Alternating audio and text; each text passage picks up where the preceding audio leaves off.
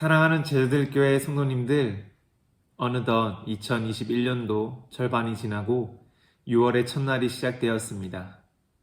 팬데믹의 상황은 많이 회복되어 전면 개방을 눈앞에 두고 있습니다. 힘든 시기, 어려운 환경과 상황 속에서도 하나님의 말씀으로 견디고 이기는 싸움을 해나가고 계신 성도님들을 주님의 이름으로 격려하고 위로를 전합니다. 한편 앞으로 시작하는 2021년도의 하반기는 우리가 그 힘듦을 넘어서고 오직 말씀과 기도로 우리의 신앙이 더 성장하고 성숙해지는 시간이 되기를 소망합니다. 우리가 항상 하나님의 말씀에 귀 기울이고 하나님의 말씀 속에서 삶의 정답을 찾을 수 있기를 함께 노력할 수 있기를 소망합니다. 오늘 함께 살펴볼 하나님의 말씀은 시편 1편 1절에서 6절까지 말씀입니다. 오늘 말씀에 기록된 하나님의 말씀은 시편 기자가 복 있는 사람이 누구인지에 대한 내용이 기록되어 있습니다. 우리 성도님들은 저 사람은 참 복 있는 사람이다 라고 표현할 때 어떤 상황 속에서 이런 말들을 사용하시나요? 아마 나의 가치와 기준이 무엇이냐에 따라 그 대답은 정해질 것입니다. 만약 나의 삶의 가치나 기준이 돈이라면 재벌의 자녀를 바라보면서 저 아이는 참 복 있는 사람이구나. 재벌 부모를 만나다니 참 복도 많지. 이렇게 말할 수 있겠습니다. 아니면 나의 삶의 가치나 기준이 외모에 있다면 예쁜 여배우와 결혼한 남성을 보고 저 사람은 참 복 있는 사람이구나. 저렇게 예쁜 여자를 아내로 삼았다니 참 복도 많지. 이렇게 말할 수도 있겠습니다. 이렇듯 우리는 복 있는 사람을 떠올렸을 때 나의 가치가 어느 곳을 향하고 있는지, 어디에 머물고 있는지를 발견할 수 있습니다. 성도님들의 솔직한 심정 안에 이 복이 있는 사람의 기준은 어느 곳을 향하고 계신가요? 또한 어느 기준에 머물러 있으신가요? 오늘 시편 기자는 복 있는 사람을 이렇게 표현합니다. 오늘 본문의 1절 말씀을 보면 복 있는 사람은 악인들의 꾀를 따르지 아니하며 죄인들의 길에 서지 아니하며 오만한 자들의 자리에 앉지 아니하고 라고 말하고 있습니다. 먼저 시편 기자는 복 있는 사람은 이런 부류의 사람은 아니라고 하면서 부정을 사용하면서 그 내용을 거론하고 있습니다. 그 사람들은 악인들의 꾀를 따르지 않고 죄인들의 길에 서지 않는다고 말합니다. 악인이나 죄인의 공통적인 특징이 무엇입니까? 바로 선의 모습을 벗어난 행동을 저지르는 사람들입니다. 옳은 방법이 아닌 꾀를 내려고 하고 정해진 고든 길이 아니라 잘못된 길을 선택하는 특성을 가진 사람들을 의미합니다. 기독교 교리 안에 죄는 하나님으로 향하지 않는 모든 길을 죄라고 설명합니다. 화살이 관역을 향해 가지 않고 관역 밖을 벗어나는 것을 바로 죄라고 설명합니다. 시편 기자는 정말 복 있는 사람은 누구인가 했을 때 바로 화살이 관역을 향해 가듯 우리의 삶에 걸어가는 길이 그 방향이 하나님을 향하고 있는 사람, 하나님을 향해 나아가고 있는 자가 바로 복 있는 사람이라고 설명하고 있는 것입니다. 이어지는 2절 말씀은 오직 여호와의 율법을 즐거워하여 그의 율법을 주야로 묵상하는도다 라고 설명합니다. 1절과 대조적인 표현을 사용하면서 복 있는 사람에 대한 직접적인 첫 예가 기록되어 있습니다. 복 있는 사람은 밤낮으로 하나님의 말씀을 즐거워하며 묵상하는 자라고 말합니다. 복 있는 사람이 누구라 말합니까? 바로 하나님의 말씀으로 인해 기쁨이 넘치는 사람이라 말합니다. 말씀이 삶을 이끌어 기쁨을 얻는 삶이 바로 복 있는 사람의 삶이라고 설명합니다. 즉, 복 있는 사람은 하나님의 말씀으로 날마다 기쁨이 넘친다는 것입니다. 우리 스스로의 삶의 모습을 돌아봅시다.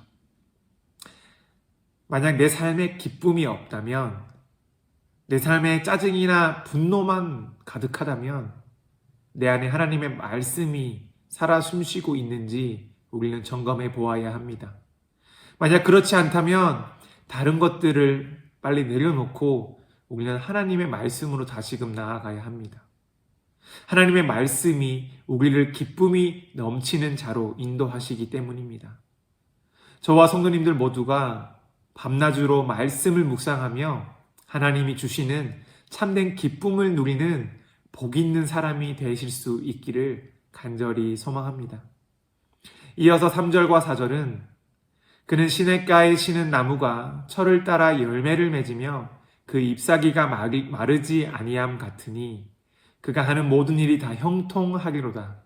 악인들은 그렇지 아니함이여 오직 바람에 나는 겨와 같도다. 기록하고 있습니다.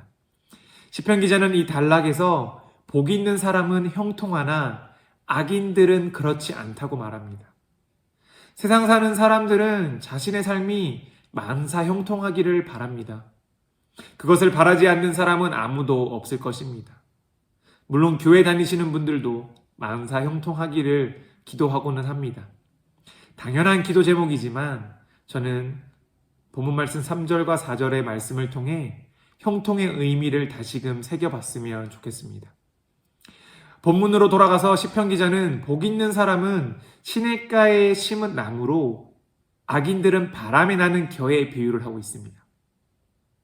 시냇가에 심은 나무는 철을 따라 열매를 맺고 잎사귀가 마르지 않는다 말합니다. 2절의 내용과 이어서 볼 때 이 시냇가에 심겨진 나무는 바로 하나님의 말씀이 심겨진 하나님의 말씀으로 단단하게 고정되어진 나무를 의미합니다. 즉 하나님의 은혜로 하나님의 말씀으로 심겨진 나무는 제철을 따라 반드시 열매를 맺는다는 것을 의미합니다.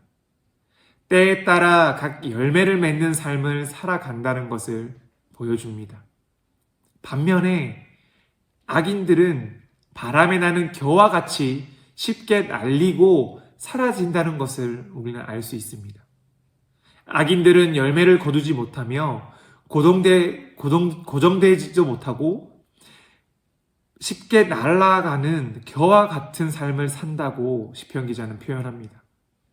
이 시편 기자는 이 비유를 통해 형통한 자와 그렇지 못한 자를 극명하게 대조하고 있습니다.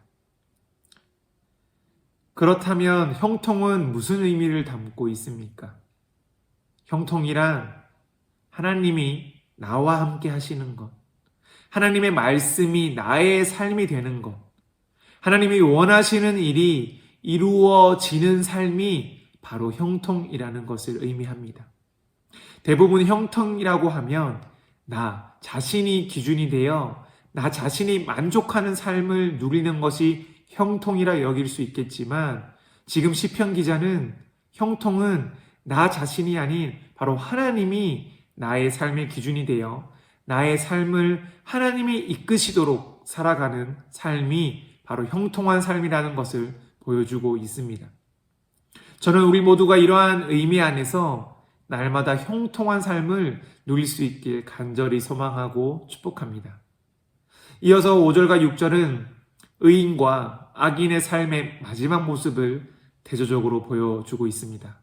말씀을 보면 그러므로 악인들은 심판을 견디지 못하며 죄인들이 의인들의 모임에 들지 못하리로다. 무릇 의인들의 길은 여호와께서 인정하시나 악인들의 길은 망하리로다. 의인과 악인은 함께 섞이지 못함을 분명히 보여주고 있습니다. 악인들 또는 죄인들은 의인들의 모임에 들지 못한다고 말합니다. 그리고 악인들의 길은 망하게 된다고 설명합니다. 하지만 의인들의 길은 여호와께서 인정하신다고 기록되어 있습니다. 의인과 악인의 결과를 좌지우지하는 기준에 바로 누가 있습니까? 바로 주님, 하나님이 계십니다. 의인과 악인을 비교하는데 의인의 중심에는 하나님이 있고 악인의 중심에는 하나님이 없습니다. 악인과 의인을 구별하시는 분은 바로 하나님이라는 것을 이 시편 기자는 강조하고 있습니다. 우리 삶의 주인이 되시는 분이 하나님이라는 것을 믿으십니까?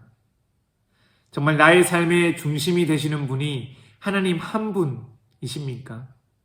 그렇다면 그 사람은 하나님의 인도하시는 길을 따라 하나님께서 인정하시는 하나님 나라를 살아가게 될 것입니다. 시편 기자는 복 있는 사람은 바로 이런 사람이다라고 오늘 본문 말씀을 통해 우리에게 고백하고 있습니다. 저는 하나님의 말씀을 사모하는 마음으로 이 영상을 누르시고 말씀의 자리로 나오신 여러분 모두가 바로 복 있는 사람이라 생각합니다. 세상이 추구하는 복 있는 사람의 기준과 완전히 다른 방향을 가지고 있지만 저는 오늘 말씀 속에 하나님 말씀을 즐거워하여 날마다 그 말씀을 묵상하며 기쁨으로 살아가는 우리가 정말 복 있는 사람이라 믿음으로 확신합니다. 그 복을 누리시는 우리 모두가 되실 수 있기를, 그 형통을 날마다 경험하는 삶이 되실 수 있기를 간절히 소망합니다.